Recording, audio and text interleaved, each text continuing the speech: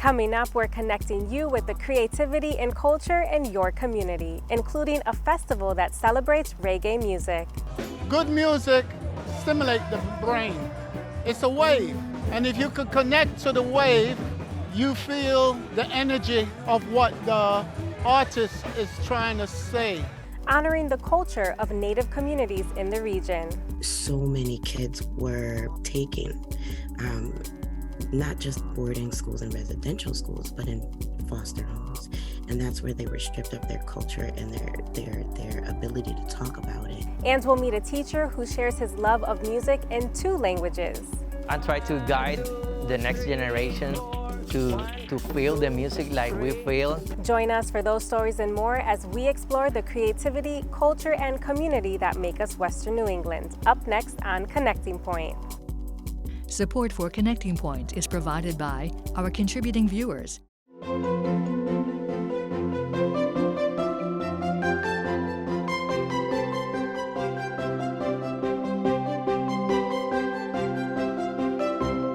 Welcome, and thanks for joining us for Connecting Point, your source for creativity, culture, and community. I'm Saidalis Bauer. Every week we explore all that Western New England has to offer, and today we're coming to you from the Springfield Museums. Originating in 1857, the earliest museum collections in Springfield were housed in a room in City Hall. Today, the Springfield Museums offers 5 different museums at the Quadrangle and Metro Center, covering the arts, history, and science, as well as the city's very own Dr. Seuss. We'll learn more about one of the exhibits here a little later in the program, but we begin our program today in the neighboring city of Holyoke. Music has been a part of Julio Argelis' life since he was a child. Starting off as a singer, he learned to play several instruments, studying cello and classical guitar in college. A native of Puerto Rico, he moved to the area more than 2 years ago and has opened up the Draglio Music Academia in Holyoke, where he teaches music to kids and adults in both English and Spanish. Producer Dave Frazier brings us his story. It's 5 o'clock on a Wednesday night in Holyoke, as most people head home from work. Okay, entonces re. Julio Argelis is just getting started, teaching music at his newly formed Draglio Music Academia. This name, I got it like in my mind a long time ago, because drag means pushing somebody, and Leo is the last 3 letters of my name, Julio. So it's like I'm pushing people to doing something. So, and this something is music. 1, 2, 3, 4. Ta, ta, ta. Argelis taught music for more than a decade in Puerto Rico before moving here with his family after Hurricane Maria devastated the island. Once here, he discovered that there were not many options for people in his community to learn music. Nobody teaching music in Spanish in here. You can find it, but in English. And I say, well, I was in Puerto Rico 12 years giving classes and in a music academy in there, so I can start in here maybe. The school is on the 2nd floor above CML Iglesia. The space has several rooms for people to learn music. His students run the gamut from age 5 to 50 and beyond. Peter Hernandez is learning to play the cello. When I was a kid, I learned how to play the guitar on my own. Year passed, and when I was about 51 or 52 years old, I said to myself, I want to learn a new instrument. And I said to myself, this is the one.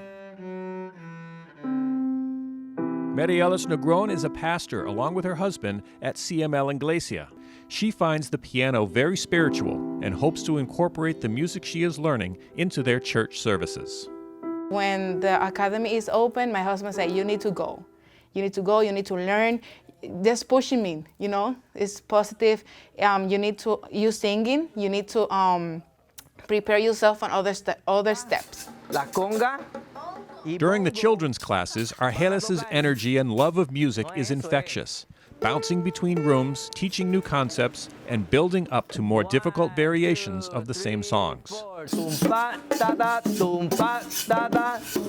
We're learning how to do the notes with the guitar by looking at it first.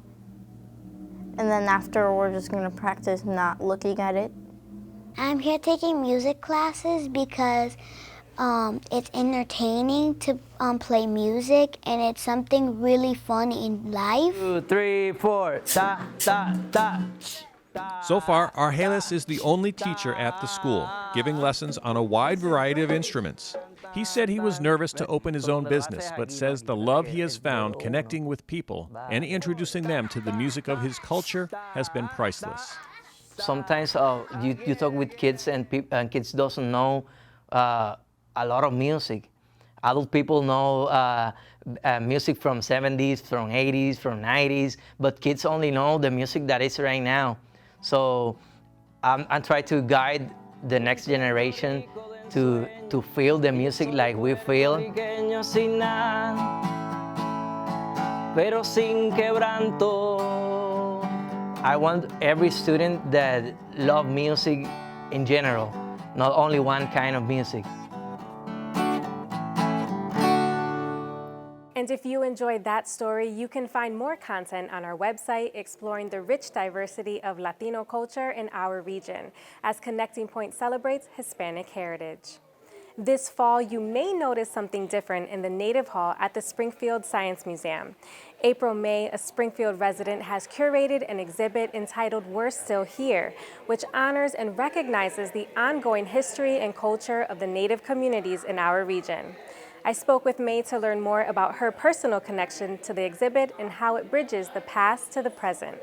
So I didn't talk about it a lot because there was a lot of extinction propaganda and rhetoric going around. Still to this day, people don't believe that Indigenous people are living. And so how I reconnect is by learning from all the people and voices that you'll see in the exhibit today. And I just take my guidance from my elders. So I'm still learning. I'm still getting to know the different people, the different ways, the different communities that they live in, and I'm just reconnecting in a different kind of way. I was introduced back into the circle maybe in about like 2018. So really just immersing myself and researching and learning more, and especially talking to my elders. You bring up such a good point about people, having that rhetoric of extinction. And I know I have, my heritage is from Puerto Rico. And so for the longest, I thought that the indigenous Tainos there were extinct. And so it is really amazing to learn that no, these indigenous people still live on. What was some of the research that you had to do to curate this exhibit? I was working with the Intertribal Council before I started this exhibit, and then I started meeting more people. So some of the people I've already known, and we have a mission at the Intertribal Council, and that is to get a Native American Peoples Research and Cultural Support Center. That mission was started by my cousin Greyhawk, who passed away suddenly, and so I was already working with that initiative. The people that I have added to the exhibit are just other voices with other initiatives in the Native community. So I really wanted to highlight that living experience and what people are doing for contemporary Native issues and contemporary Native life. So that's what led me to that. I can imagine that, not knowing as much when you were younger about your heritage and now curating this project, you must have come across so many interesting facts or revelations. What have you learned about yourself while curating this exhibit? So I realized the reason why I couldn't talk about my Native heritage is because I didn't know. And why didn't I know? I didn't know because there was an Indian adoption project that my family had gone through for generations before. My grandparents was the end of it, but my grandfather suffered so much in a non-Native foster home. There were 11 of them, and they were separated most of their life. And then while I was reading that in my family history, I was opening up research books with stories just like my family's. And it broke my heart to know that so many kids were taken. Um, not just boarding schools and residential schools, but in foster homes. And that's where they were stripped of their culture and their ability to talk about it. And so that's why I didn't know. And so I learned that I could speak about it now because I knew what happened generationally. So tell us a little bit about the exhibit. I know that it bridges the past to the present, and it also touches on topics such as resilience and identity. What are some of the aspects in this exhibit that people can expect when they visit? Each one of the people in my exhibit have different stories, and they're working on different initiatives. One of the most heart-wrenching ones is the first one that you'll see in the exhibit, and her name is Nyana LaFondon. She's an artist who is working on a missing and murdered Indigenous women's project or campaign, if you will, where she's painting family members who are missing or murdered. And it kind of connects to one of my other voices, who is also a protector of women in her band. So this story about women protecting each other and campaigning for each other when there's no one else to do it but us. And how can other women join in this fight to protect us if they don't know that it's going on because of the extinction rhetoric? So the bridge is there now, because now people can see that there are contemporary issues like murdered and missing Indigenous women. And so the artist that Nyana LaFondon, that's in the exhibit, paints portraits for the families to use free of charge across the whole North American continent. And I know that you're a Springfield resident. And so what does it mean to you to see this institution like the Springfield Museums really commit to restructuring and remodeling this specific, the native area that they have? What does that mean to you? Educating the public on the living culture is super important, because then other Afro-Indigenous women don't have to explain like, no, but we're still here, we're not extinct, every day of their lives. So I think that it's important that they commit to diversity. It's important that they rethink how stories are being told. It's important that we reclaim our narrative, and it's important that there's proper, adequate representation.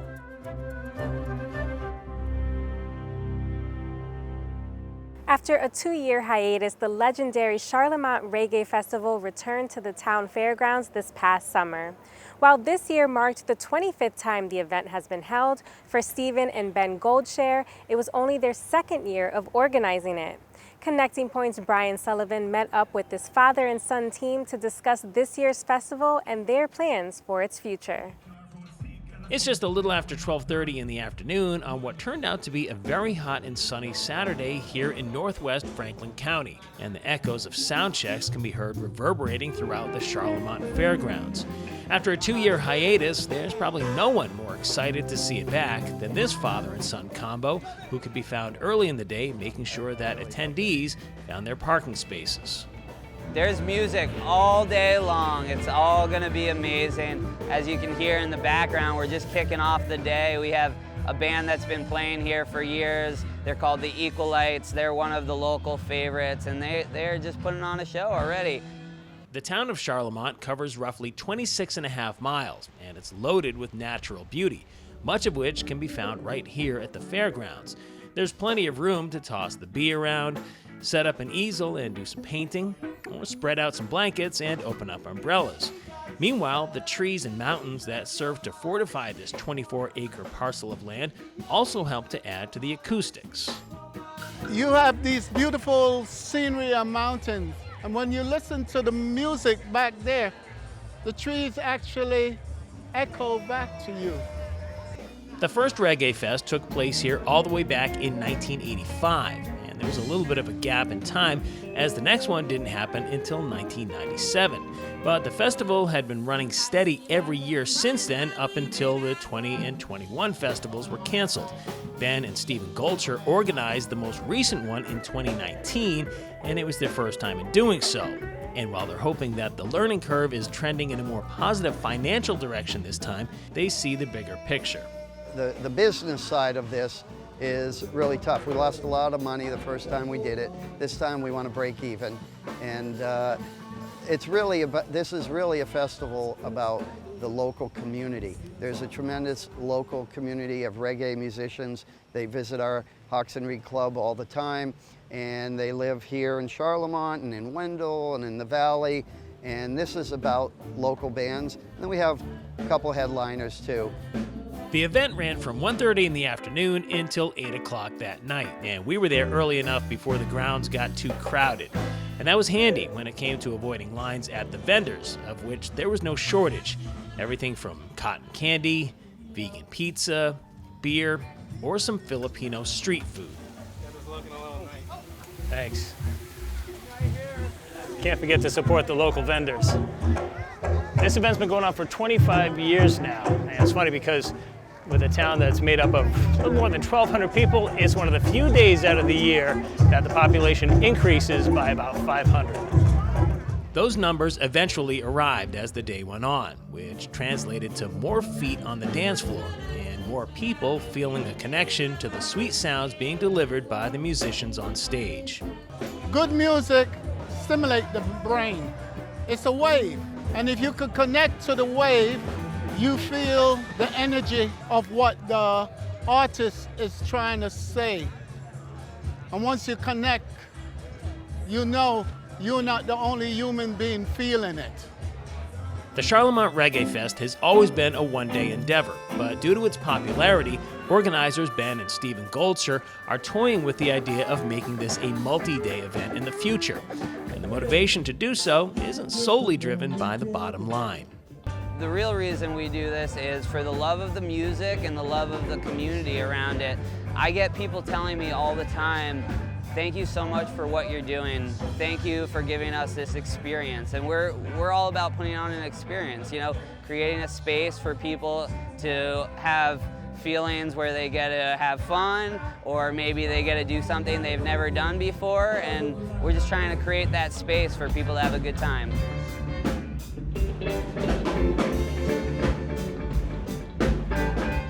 Every week, Connecting Point explores the creativity, culture, and community that make us Western New England, but it doesn't stop there. You can find us online anytime for exclusive features and content. On his way to becoming an orthodontist, Charlemont Reggae Festival co-organizer Stephen Golcher was introduced to and fell in love with reggae music. And as he explains to Connecting Point's Brian Sullivan, it was all thanks to one of his college professors. One of the first experiences I had in college was going to hear a movie called The Harder They Come, 1976, Jimmy Cliff.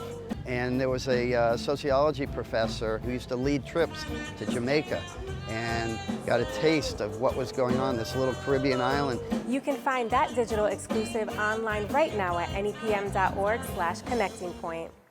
After recognizing the ageism that mature women artists face, Terry Rooney decided to curate an exhibition bringing attention to their talent and wisdom. The exhibit is entitled The WOW Show, which stands for Wild Ornery Women, Wiser Overlooked Women, and is on display through October 23rd at Workshop 13's Artworks Gallery in Ware, Massachusetts. I spoke with Rooney and artist Ann Burton to learn more about the show and what it means to them for their work and voices to no longer go unnoticed. In the 60s, I was an art student being taught by men whose work was in the Museum of Modern Art. And just to give you an example of the way they looked at me, I was working on a piece of sculpture and a very famous artist was behind me, and he and another man, rather than looking at what I was working on, were evaluating my behind and comparing it to the Donatello David behind. So I was advised by one of them, you're a very talented person, but you should get a teaching degree because you know women don't make strong enough work to be of museum quality.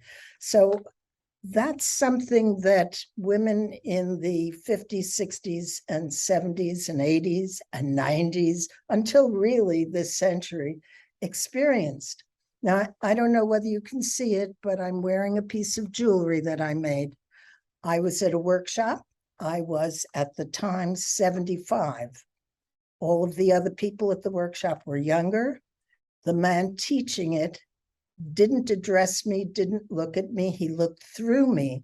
And when we showed our work at the end of a 2-week workshop, he stopped dead in front of this piece and said, "Wow, did you make that?"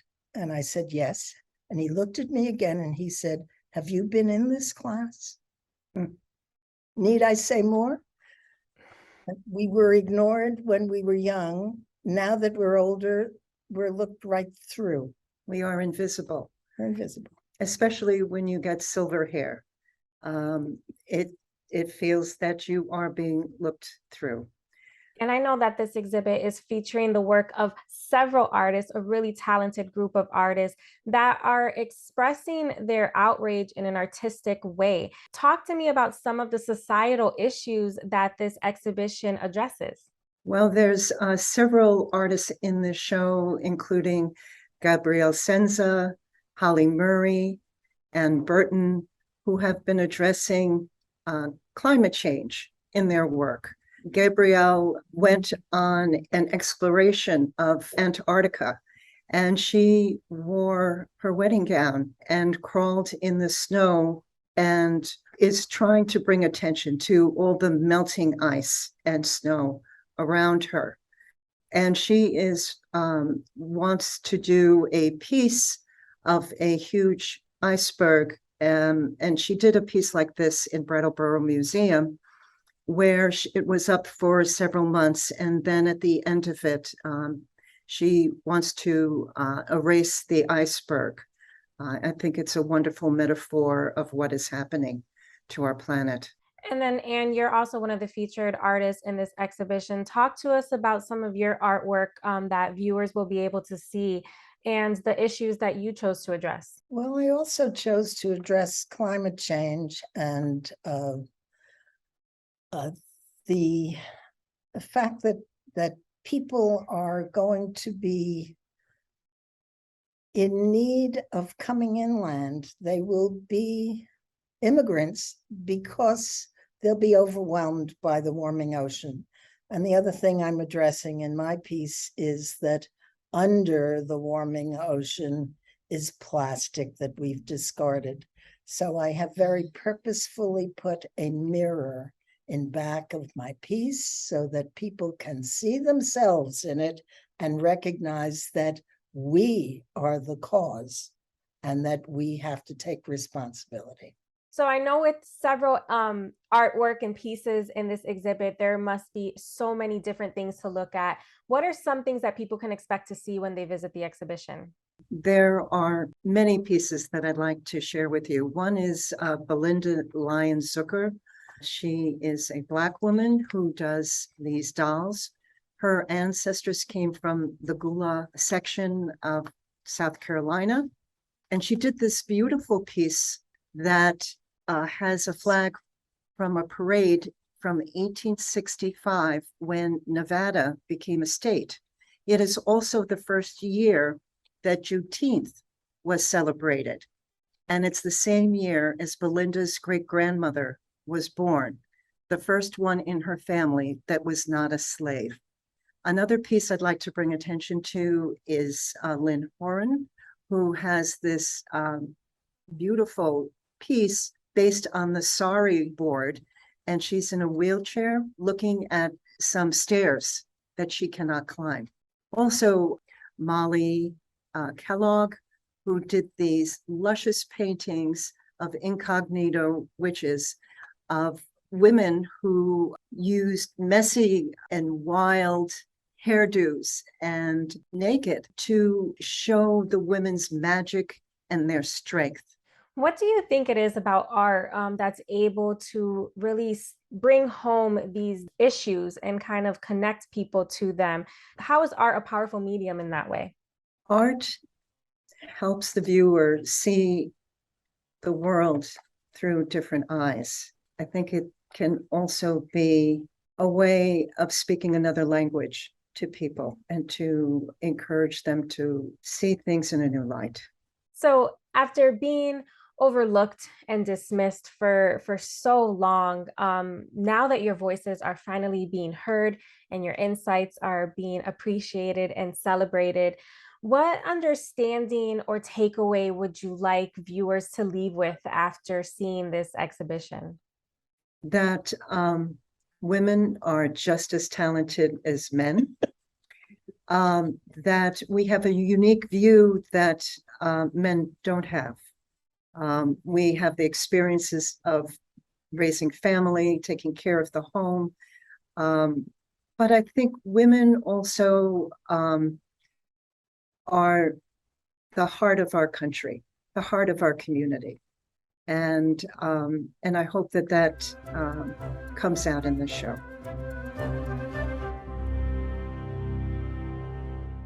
And that does it for this edition of Connecting Point.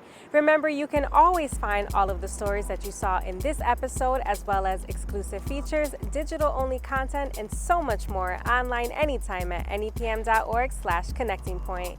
Our thanks to the Springfield Museums for hosting us today.